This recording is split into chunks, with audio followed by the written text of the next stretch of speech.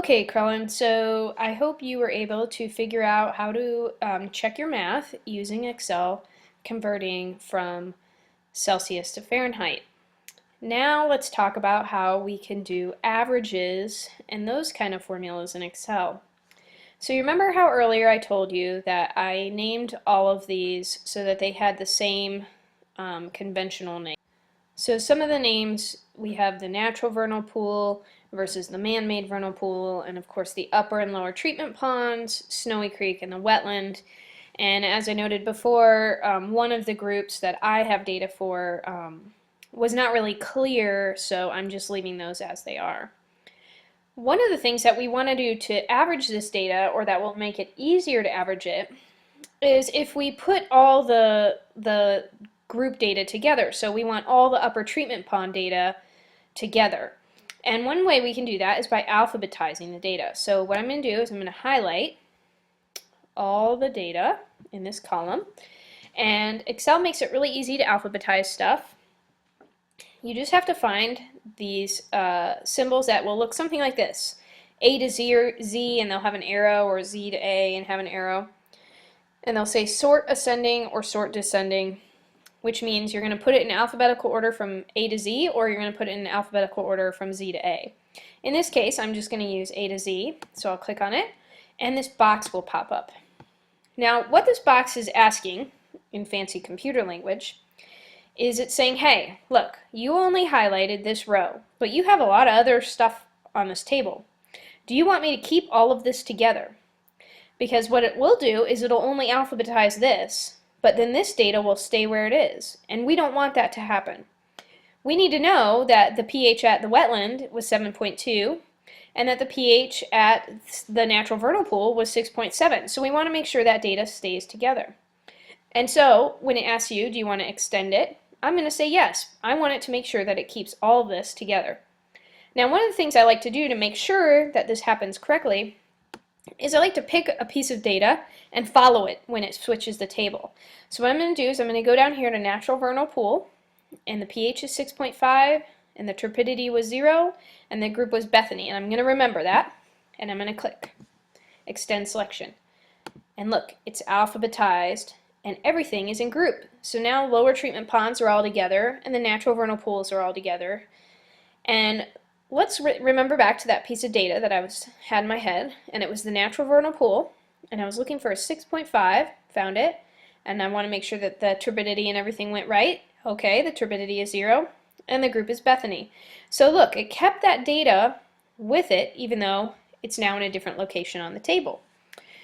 Now, in order to do averaging, we kind of need a little room on this table, and so what I'm going to do is I'm going to make some room by clicking on the row over here. I'm going to click on row 10. I'm going to right click on it and I'm going to hit insert row. And what that does is it will insert a row above where I click. And I'm going to do that for each of these so that I have room to actually do my calculations. Okay, and I'll just stop there. And let's look at the average pH for a few of these sites. So I need to name this row so I know what it is, and it's average. And then I'm going to go over here under pH. Alright, the first thing I'm going to do is equals, because it's a formula. And then I'm going to do, I'm not going to do parentheses. I'm going to type in the word average, parentheses, and look at this. When you start to type in a formula, it tells you what it wants. It says number 1, comma, number 2, comma, and then dot, dot, dot. So you can average 2 numbers, you can average 10 numbers, you can average 1,000. And so what I'm going to do is I'm going to click on that cell, I'm going to hit comma, I'm going to click on the next one, I'm going to close the parentheses and hit enter, and that is the average. Now, of course, you can always round these numbers to make it a little bit easier. So 5.67 would round up to 6, and 4.58 would of course round up to 5, and you can calculate the average of 6 and 5. Let's do temperature Fahrenheit, because I apparently have not finished doing my conversions to Celsius. So again, equal sign because it's a formula, and I'm going to type in the word average. Another way that you can do this is you can drag a box around the numbers that you want to use. And as we learned in the lesson about building formulas, it will fill those boxes in with the cell and row number. So in this case, D8, and then that little 2 dots means to D9. So it's going to go from D8 to D9, and if we look, we're in column D and row 8, and whatever number is in D8 is what we'll fill in there. So we'll close the parentheses, we'll hit enter, and the average of 36 and 46 is 41. If you do that by hand, is that the number that you get?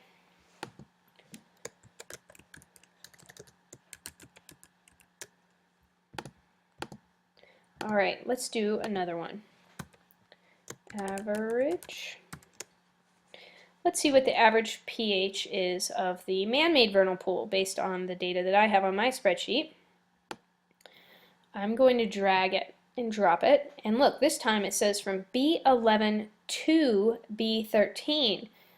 What that means is anything between B11 and B13 is going to get added, so B12 is also in that formula. And the average is 8.77. Let's do the temperature. This time I'm just going to use the commas because there's only 2. And the average of 41 and 37 is 39. See how fast this is? It goes quite quickly. It's very handy. Now, one of the things, as I start doing this, you see my table starting to fill up. It's harder to keep track of what data has been averaged versus what has not been averaged. So what I'm going to do is I'm just going to make these look a little different by clicking this I, which means italicize. Makes the letters lean a little.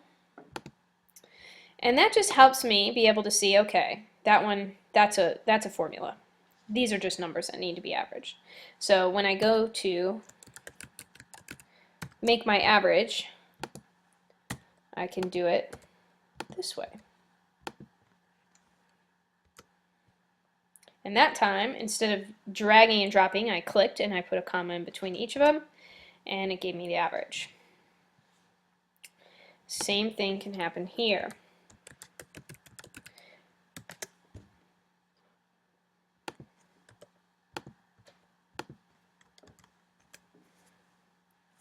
The average temperature at the natural vernal pool was just slightly cooler than the average temperature at the man-made vernal pool. Now, why do you think that is? The natural vernal pool was 36 degrees and the man-made vernal pool was 39 degrees. Let's look at the pH too. The pH of the man-made vernal pool was 8.77 and the pH of the natural vernal pool was 7.115. So think about those numbers as you're going through and you're doing your math.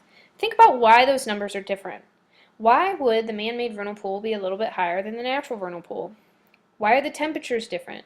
What is around those pools or in those pools that would make the numbers come out a little bit differently? All right, good luck with your calculations.